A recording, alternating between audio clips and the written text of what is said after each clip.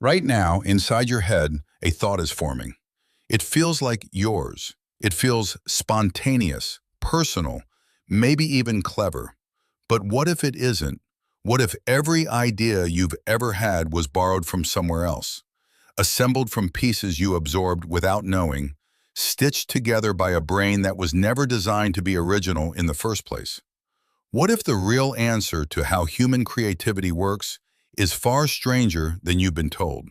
Here's the uncomfortable truth. Your brain did not evolve to generate new ideas. It evolved to copy them. It evolved to watch, absorb, imitate, and recombine. Because for most of human history, copying a good idea was the difference between surviving and dying. And it turns out that pressure left a permanent mark on the way your mind actually works. Think about the last genuinely original thought you believe you had. Maybe it was a creative solution at work. Maybe it was a new way of seeing a relationship. Maybe it was an idea for a story, a business, a meal.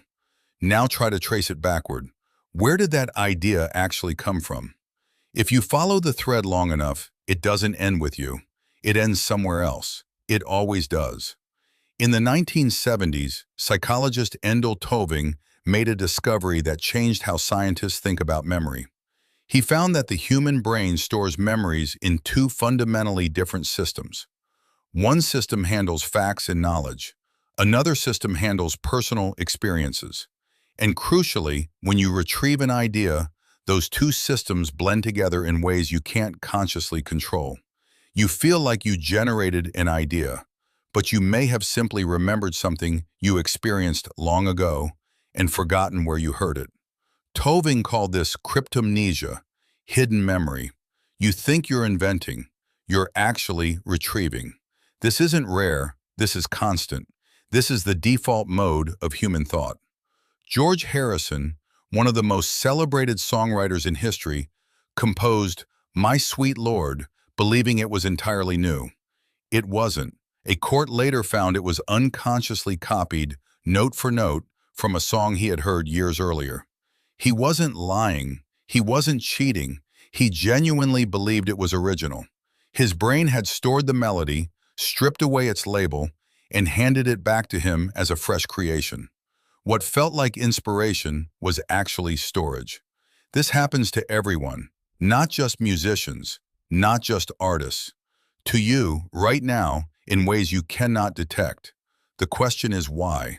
And the answer starts much earlier than your own life. It starts roughly 2 million years ago. Your ancestors survived by watching other people. When one person in the group discovered which plant was poisonous, the others didn't need to discover it themselves through painful trial and error. They watched, they copied, they updated their behavior based on what they observed.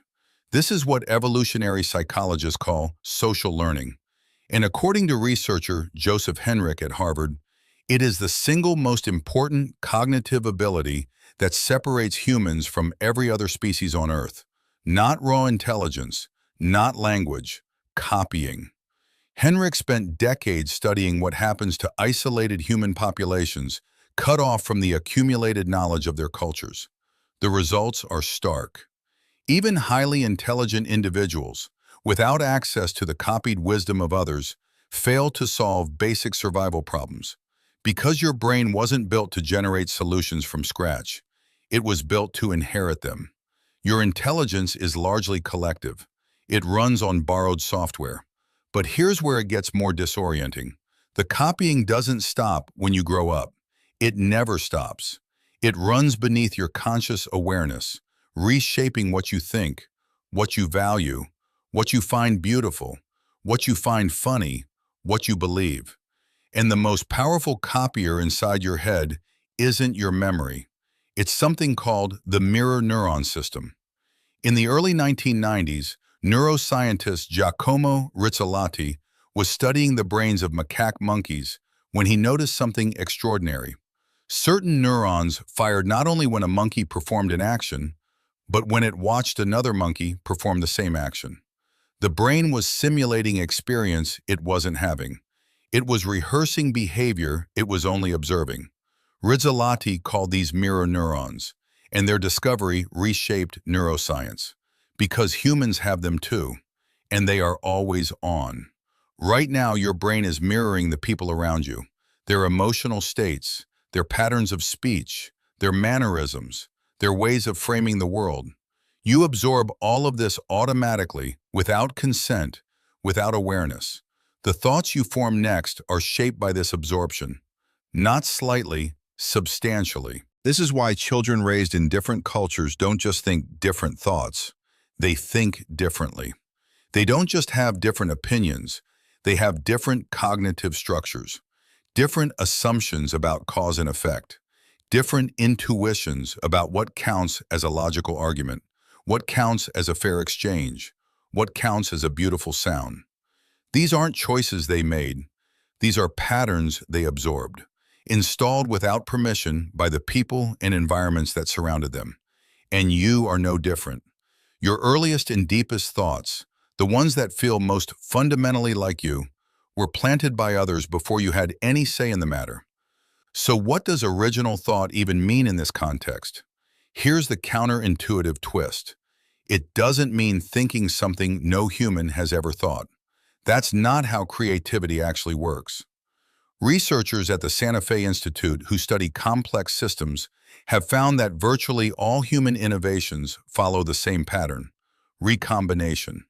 An existing idea from one domain gets transplanted into another domain. Two old things get pressed together until they produce something that looks new. The wheel plus the suitcase produces rolling luggage.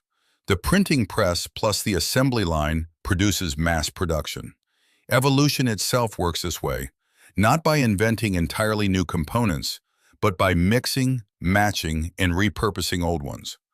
What your brain calls a new idea is almost always an old idea wearing a new coat. And yet something strange happens when the right combination lands. It feels like lightning. It feels like it came from nowhere. It feels undeniably, unmistakably yours. That feeling is not a lie, but it isn't the whole truth either. What appears to be happening, according to cognitive scientist Margaret Boden, is that creativity exists on a spectrum. There is combinational creativity, mixing existing ideas in new ways. There is exploratory creativity, pushing the known boundaries of a style or system as far as they'll go. And then there is transformational creativity, genuinely restructuring the conceptual space itself, changing what is even possible to think. Boden argues that the third kind is extraordinarily rare, and even then, the person doing it is not starting from nothing. They are starting from everything they have ever absorbed and choosing, consciously or not, to break one of its rules. Every revolution in art, science, and thought comes from someone who absorbed the existing vocabulary of their field so deeply that they could feel exactly where it was straining. And then they pushed, not into empty space, into the gap between what was copied and what was possible. This means originality isn't the absence of influence.